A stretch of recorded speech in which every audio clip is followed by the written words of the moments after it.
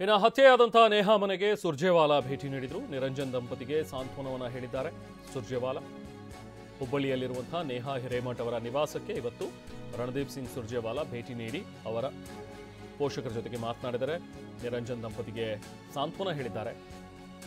ರಾಜ್ಯ ಕಾಂಗ್ರೆಸ್ ಉಸ್ತುವಾರಿಯಾಗಿರುವಂತಹ ರಣದೀಪ್ ಸಿಂಗ್ ಸುರ್ಜೇವಾಲಾ ಇವತ್ತು ನಿರಂಜನ್ ಅವರನ್ನು ಭೇಟಿ ಮಾಡಿದರು.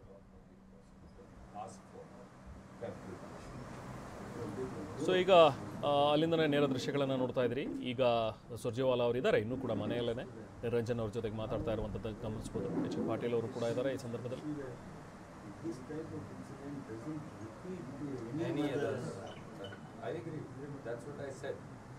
ऐसी सजा मिलेगी कि पूरे देश में ये मैसेज जाए कि इस तरह का अगर कोई क्रिमिनल क्राइम करेगा हम छोड़ेंगे. और ತಾಯಿಯಾಗಲು ಪ್ರಯತ್ನಿಸಿ ವಿಫಲರಾಗ್ತಿದ್ದೀರಾ? ನೋವ ಐವಿಎಫ್ನ ನುರಿತ ಫಲವತ್ತತೆ ತಜ್ಞರನ್ನ ಭೇಟಿಯಾಗಿ ಉಚಿತ ಸಮಾಲೋಚನೆಯನ್ನ ಪಡೆಯಿರಿ. मेरे स्टेट में भी जब हम गवर्नमेंट में थे तो हमने छोड़ा नहीं, क्योंकि क्रिमिनल की कोई जात नहीं हो सकती.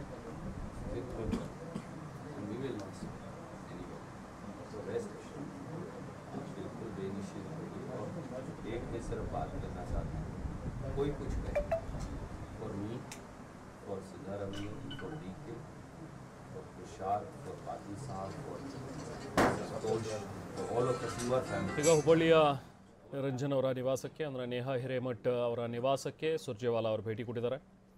ಕಾಂಗ್ರೆಸ್ನ ಉಸ್ತುವಾರಿಯಾಗಿರುವಂತಹ ಸುರ್ಜೇವಾಲಾ ನಿರಂಜನ್ ಅವರನ್ನು ಭೇಟಿಯಾಗಿ ಸಾಂತ್ವನವನ್ನು ಹೇಳಿದ್ದಾರೆ. ಮಾತಾಡ್ತಾ ಇದ್ರು, ಕೇಳಿಸ್ಕೊಳ್ತಾ ಇದ್ವಿ ನಾವು ಕೂಡ. ಈ ವ್ಯಕ್ತಿ ಏನಿದ್ದಾನೆ ಫಯಾಜ್, ಆತನಿಗೆ ಖಂಡಿತವಾಗ್ಲೂ ಕಠಿಣಾತಿ ಕಠಿಣ ಶಿಕ್ಷೆ ಆಗುತ್ತೆ. ಇಡೀ ದೇಶಕ್ಕೆ ಕೂಡ ಒಂದು ರೀತಿ ಮಾದರಿ ಆಗಬೇಕು.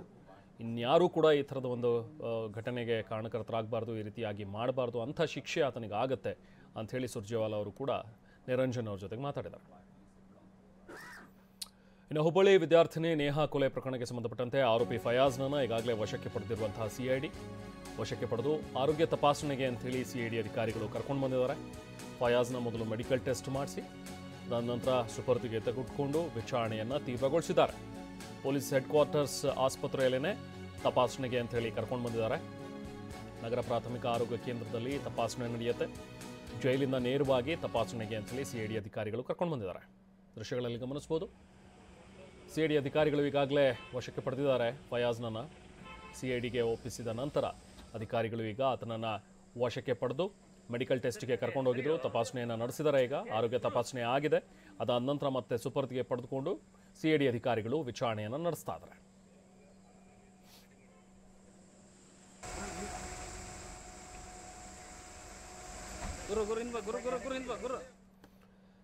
ಇನ್ನು ನೇಹಾ ಹತ್ಯೆ ಖಂಡಿಸಿ ಚಾಮರಾಜನಗರದಲ್ಲಿ ಇವತ್ತು ಪ್ರತಿಭಟನೆ ನಡೆದಿದೆ.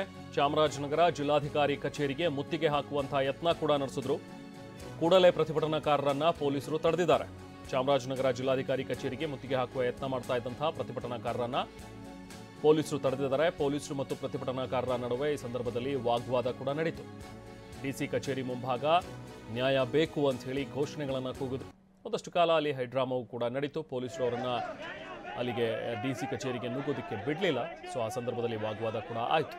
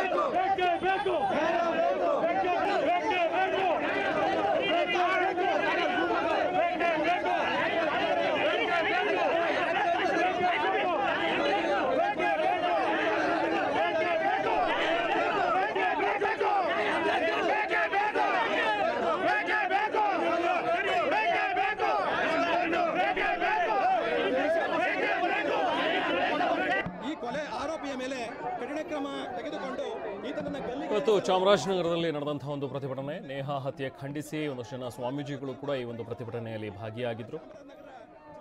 ತಕ್ಷಣ ಆತನಿಗೆ ಕಠಿಣ ಶಿಕ್ಷೆ ಆಗಬೇಕು ಅಂಥೇಳಿ ಆಗ್ರಹಿಸಿ ನಡೆಸಿದಂಥ ಒಂದು ಪ್ರತಿಭಟನೆ. ಈ ಸಂದರ್ಭದಲ್ಲಿ ಡಿಸಿ ಕಚೇರಿಗೆ ನುಗ್ಗೋದಕ್ಕೆ ಅಂತ ಹೇಳಿ ಹೋದರು. ಆಗ ಪೊಲೀಸರು ಅವರನ್ನು ತಡೆದಿದ್ದಾರೆ. ಡಿಸಿ ಕಚೇರಿ ಮುಂಭಾಗ ಒಂದಷ್ಟು ವಾಗ್ವಾದಗಳು ಕೂಡ ನಡೆಯಿತು. ನೇಹಾ ಕೊಲೆ ಆರೋಪಿ ಫಯಾಜ್ನನ್ನು ಕರ್ಕೊಂಡು ಬಂದು ಈಗ ಮಹಾಜರು ಮಾಡಲಾಗ್ತಾ ಇದೆ. ಬಿವಿಬಿ ಕಾಲೇಜ್ಗೆ ಸಿಐಡಿ ಅಧಿಕಾರಿಗಳು ಕರ್ಕೊಂಡು ಬಂದಿದ್ದಾರೆ. ಈಗ ಫಯಾಜ್ನನ್ನು ಬಿವಿಬಿ ಕಾಲೇಜ್ನಲ್ಲೇನೆ ಹತ್ಯೆ ಆಗಿದ್ದಿದ್ದು. ಸೊ ಹಾಗಾಗಿ ಸ್ಥಳಕ್ಕೆ ಈಗ ಕರ್ಕೊಂಡು ಬಂದು ಮಹಾಜರು ಮಾಡ್ತಾ ಇದ್ದಾರೆ. ನೇಹಾ ಕೊಲೆ ಆರೋಪಿ ಫಯಾಜ್ನನ್ನು ಕರ್ಕೊಂಡು ಬಂದಿದ್ದಾರೆ ಈಗ ಸಿಐಡಿ ಅಧಿಕಾರಿಗಳು. ಸ್ಥಳದಲ್ಲಿ ಮಹಾಜರು ಪ್ರಕ್ರಿಯೆ ನಡೀತಾ ಇದೆ. ಇದೆಲ್ಲವೂ ಕೂಡ ಪ್ರೊಸೀಜರ್. ಅರೆಸ್ಟ್ ಆದ ನಂತರವೇ ಸಾಕಷ್ಟು ಒಂದು ಹೀಟಪ್ ಆಗಿದ್ದರಿಂದಾಗಿ ಆ ಒಂದು ಮಹಾಜರು ಪ್ರಕ್ರಿಯೆ ನಡೆಸಿರಲಿಲ್ಲ.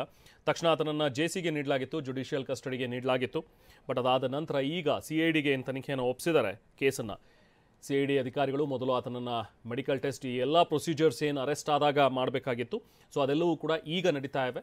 ಫಯಾಜ್ನನ್ನು ಈಗ ಫಸ್ಟು ಮೆಡಿಕಲ್ ಟೆಸ್ಟ್ ಮಾಡಿಸಿದ್ದಾರೆ. ಅದಾದ ನಂತರ ಈಗ ಸ್ಥಳ ಮಹಾಜರಿಗೆ ಅಂತೇಳಿ ಕರ್ಕೊಂಡು ಬಂದಿದ್ದಾರೆ. ಬಿವಿಬಿ ಕಾಲೇಜು ಆವರಣದಲ್ಲೇ ಆತ ಕೊಲೆ ಮಾಡಿದ್ದಿದ್ದು ನೇಹಾಳನ್ನು ಅಲ್ಲಿ ಈಗ ಸ್ಥಳ ಮಹಾಜರು ಮಾಡ್ತಾ ಇದ್ದಾರೆ.